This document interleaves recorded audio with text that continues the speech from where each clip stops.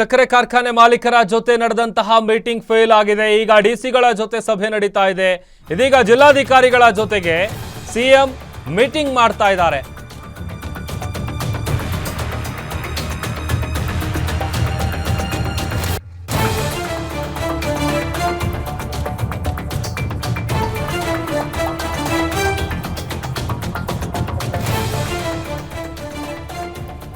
ಸರ್ಕಾರ ಲೇಟ್ ಆಗಿ ಎಚ್ಚೆತ್ತುಕೊಂಡ್ರು ಕೂಡ ಎಲ್ಲೋ ಒಂದ್ ಕಡೆ 3500 ರೂಪಾಯಿ ಬೆಲೆಯನ್ನ ನಿಗದಿ ಮಾಡ್ತಾರೆ ಅನ್ನುವಂತ ಭರವಸೆಯನ್ನ ರೈತರು ಇಟ್ಕೊಂಡಿದ್ರು. ಇದೇ ಹಿನ್ನೆಲೆಯಲ್ಲಿ ಸಕ್ಕರೆ ಕಾರ್ಖಾನೆ ಮಾಲೀಕರ ಮೀಟಿಂಗ್ ಅನ್ನ ಮಾಡಲಾಗಿತ್ತು. ಆ ಮೀಟಿಂಗ್ ಫೇಲ್ ಆಗಿದೆ. ಈಗ ಜಿಲ್ಲಾಧಿಕಾರಿಗಳ ಜೊತೆಗೆ ಮೀಟಿಂಗ್ ಮಾಡ್ತಾ ಇದ್ದಾರೆ ಸಿಎಂ ಸಿದ್ದರಾಮಯ್ಯ. 5 ಜಿಲ್ಲಾಧಿಕಾರಿಗಳ ಜೊತೆ ಸಿಎಂ ಮಹತ್ವದ ಸಭೆ ಮಾಡಿದ್ದಾರೆ. ಹಾವೇರಿ, ಬೆಳಗಾವಿ, ಬಾಗಲಕೋಟೆ, ವಿಜಯಪುರ, ಕಲಬುರಗಿ ಜಿಲ್ಲೆಯ ಡಿಸಿಗಳ ಜೊತೆಗೆ ಮಾತುಕತೆಯನ್ನ ನಡೆಸ್ತಾ ಇದ್ದಾರೆ ವಿಡಿಯೋ ಕಾನ್ಫರೆನ್ಸ್ ಮೂಲಕ. ಈಗ ಒಂದು ಕಡೆ ಕ್ಷಣ ಕ್ಷಣಕ್ಕೂ ಹೋರಾಟದ ಕಾವು ಹೆಚ್ಚಾಗ್ತಾ ಇದೆ. ಪರಿಸ್ಥಿತಿ ಹೇಗಿದೆ ಅಂತೇಳಿ ನಾವು ನಿರಂತರವಾಗಿ ಗಮನಿಸ್ತಾ ಇದ್ದೀವಿ.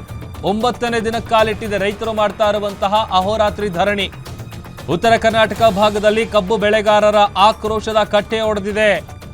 ಇತ್ತ ಅವರಿಗೆ ಬೆಂಬಲ ಬೆಲೆಯನ್ನ ನಿಗದಿಪಡಿಸುವಂತ ವಿಚಾರಕ್ಕೆ ಸಂಬಂಧಪಟ್ಟಂತೆ ನಿನ್ನೆ ಕ್ಯಾಬಿನೆಟ್ನಲ್ಲಿ ಚರ್ಚೆ ಆಗಿತ್ತು. ಕ್ಯಾಬಿನೆಟ್ ಮೀಟಿಂಗ್ ಆದ ಬಳಿಕ ಸುದ್ದಿಗೋಷ್ಠಿಯನ್ನ ನಡೆಸಿ ಇವತ್ತು ಮೀಟಿಂಗ್ ಅನ್ನ ಕರೆದಿದ್ರು ಸಿಎಂ ಸಿದ್ದರಾಮಯ್ಯ. ಸಕ್ಕರೆ ಕಾರ್ಖಾನೆ ಮಾಲೀಕರ ಜೊತೆಗೆ ನಡೆದಂತಹ ಮೀಟಿಂಗ್ ಫೇಲ್ ಆಗಿದೆ. ಅಲ್ಲಿ ಒಂದಷ್ಟು ಮನವಿಯನ್ನ ಮಾಡಿಕೊಂಡ್ರು. ಮುಖ್ಯಮಂತ್ರಿಗಳ ಮನವಿಗೆ ಸಕ್ಕರೆ ಕಾರ್ಖಾನೆಯ ಮಾಲೀಕರು ಒಪ್ಪಿಗೆ ಕೊಟ್ಟಿಲ್ಲ.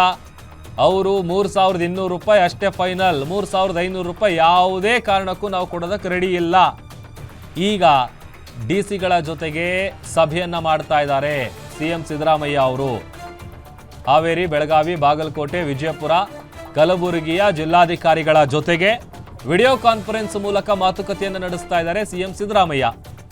ಈಗ ಒಂದು ಸುತ್ತಿನ ಮಾತುಕತೆ ಆಗಿದೆ. ಈಗ ಆ ಮಾತುಕತೆ ಕೂಡ ಸಕ್ಸಸ್ ಆಗಿಲ್ಲ.